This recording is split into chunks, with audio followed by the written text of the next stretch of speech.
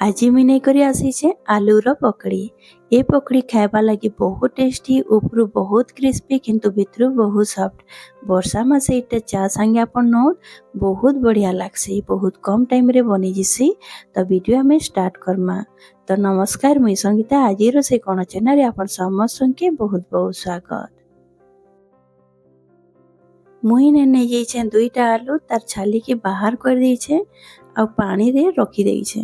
काहे कि आलू के तार छाली छोड़ाला बाद आपण केबे भी खुला नहीं रखबे, नहले तार कलर चेंज हो जेसी, कला पड़ी जेसी।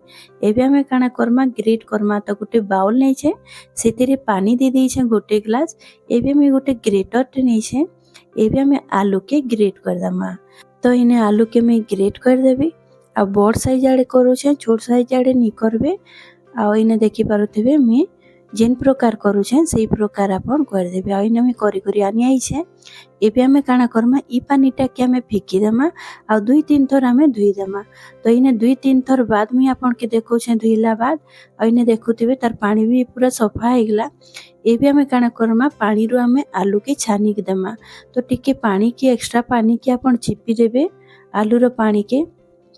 तो मुई जेन प्रकार चिपी दउछे सेई प्रकार आपण चिपी करी बाहर कर देबे आलू के, आ गोटे अलगा जगह रे रखी देबे। एबे मुई आलूटा के छानी देइछे। एबे पानीटा के पकई करी सेई बाउल रे मुई आलूटा के दे देबी। आ एबे हमें बाकी मसला गुडा को इने ऐड कर दमा। तो एबे मुई नहीं जीबी प्याज नहीं जीबी। तो गोटे बड़ साइज रो प्याज अछि, ताकि लंबा साइज रे काटी करी पतला पतला काटी छे ताकि ऐड कर देबी। आ इने नहीं जीमा स्वाद अनुसार नून। एबे मुई नेबी हल्दी पाउडर आधा रो टिके कम। आ इने नेबी कलर मर्ची पाउडर टिके कलर आसवा लगी आधा चामच, धनिया पाउडर आधा चामच। आ इने नेबी जीरा पाउडर आधा चामच। आ इने नहीं जीबी जुआणी, हाथ रे टिके घसी करी ऐड करबे जुआणी के। तो इने मैं हाथ रे घसी दउछे, घसी करी इने ऐड कर देबी। एबे मैं नहीं जीबी गोटा जीरा गोटे चामच। आ इने नेबी चिली फ्लेक्स के आपण स्किप भी करि पारबे जदि छुआ मन को लगी बनौछन। तो मैं इने चिली फ्लेक्स आधा चामच इने ऐड करछे। एबे मैं गोटे कच्चा लंका के छोट छोट काटी करी ऐड कर देबी। आ इने मैं गोटे नहीं छे, जदि आपण चाहे बोले कम बेसी भी करि पारबे। इने गोटे पिंच हिंग ऐड कर देबी। आ एबे आमचूर पाउडर में इने ऐड करी छे। आमचूर पाउडर जगह रे आपण फाले लेंबूर रस भी इने ऐड करि पारबे। आ जेहेतु इने पकोड़ी बनौछु, तो पकोड़ी रे हमें भृसंग पत्र जदि नहीं देमा तो तार टेस्ट भल नहीं आसे। तो इने भृसंग पत्र में इने ऐड करूछे। एबे मुई इने आधा इंच रो अदा के मी कुटी करी इने ऐड करूछे। एबे मुई नहीं जीबी बेसन 3 चामच। बेसन के आपण कम ही नहीं थिबे, काजे कि आलू रो टेस्ट नहले नहीं आसे, बेसन रो टेस्ट आसबा। आ इने 2 चामच मुई चाउल चूना नहीं छे। आ इने नहीं छे फ्रूट कलर ऑप्शनल है, जदि आपण चाहेबे बोले नी भी दे पारबे। जदि देबे हेले टिके कलर हमर रेड कलर रो आसबा, तो पकोड़ी के देखबा लगी भी बहुत बढ़िया लागसी और खाइबा रे भी बढ़िया लागबा। एबे मैं गोटे चामच रे मिसई दउछे। मिसई साला बाद मैं हाथ रे भल भाबे मिसई देबी। तो पानी बिल्कुल भी यूज नहीं करबे आपण इने, काहे कि हमर आलू रे पानी बाहरबा जेते बेले हमें बेसन संगे गुलामा। आ इने देखि पारुथिबे भल भाबे मैं सानी दउछे।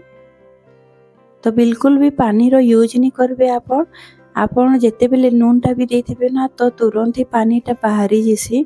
तो इने देखि पारुथिबे, आपण देखि करी जानी पारुथिबे कि पानी हमर बाहरी गलानो आलू आ प्याज रो।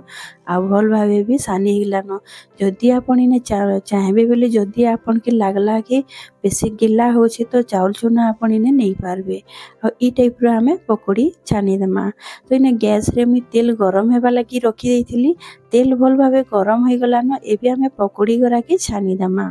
तो एबे मी गैस रो आंच टाके मीडियम रखी देइछे। फास्ट जेते बेले मी तेल गरम करिथिली, सेते बेले मुई गैस रो आंच टाके हाई कर देइथिली। जेते बेले तेल गरम हो गला, तार बाद मी मीडियम कर देली आ पकोड़ी करा के ऐड करी छे। तार बाद इटा देखि पारुथिबे तलटा हमर भल भाबे लाल हो गला। तार बाद मी पलटई छे। आपण हेंता करबे मी जेंता आपण के बतौछे। आ जदि टिके कच्चा थिबा पलटाबे, तो चपकी जिबा कढ़ई रे भल भाबे हमर पकोड़ी नी हुए। तो भल भाबे टिके लाल हेबा, तार बाद आपण पलटाबे।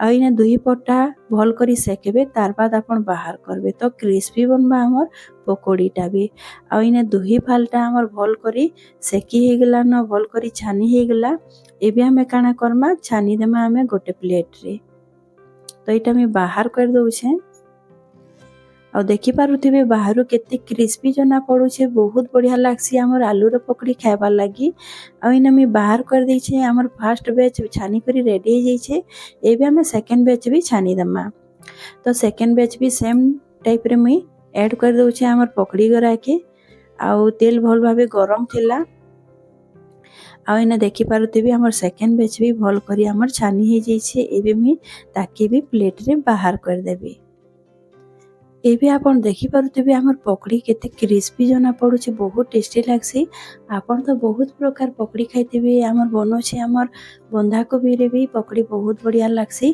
किंतु थोरे आपण हमर आलू आ प्याज रे बने करी देखबे ना बहुत बढ़िया लागसी थोरे ट्राई करबे आज ही ट्राई करबे आ मते कमेंट रे बताबे कि हमर आलू आ प्याज रो पकड़ी आपण के केनता लागिथिला जे आइटा मैं गैस बंद करी करी मैं बाहर कर दैछि आ इने देखि पारुथिबे हमर पकड़ी पूरा पूरी रेडी हो जाइछे एबे आपण इटा कि सॉस संगे खाओ कि चा संगे खाओ बहुत टेस्टी लागसी आ तार ऊपर मैं इने नै जाइछे सुखा लंका के फ्राई करी करी बहुत टेस्टी लागसी सुखा लंका जदी पकड़ी रे खाइबे बेले सुखा लंका जदी आपन के जदी पसंद न तो आपन कच्चा लंका के भी फ्राई करी करी नै पारबे कच्चा लंका हमर देह लागी भी बहुत बढ़िया है आ एबे इटा रेडी हो जाइछे एबे मैं इटा के सर्व कर देबी इटा आपन चटनी संगे हो चा संगे हो या तो आपन सॉस संगे भी खाइ पारबे बहुत बढ़िया लागसी हम आपन के गोटे भितरु देखौ छे केते सीजी छे जे आ इने मैं आपन के खणी करी देखौ छे आ इने देखि पारुथिबे बाहर बहुत क्रिस्पी हिचे किंतु भीतर बहुत सॉफ्ट हिचे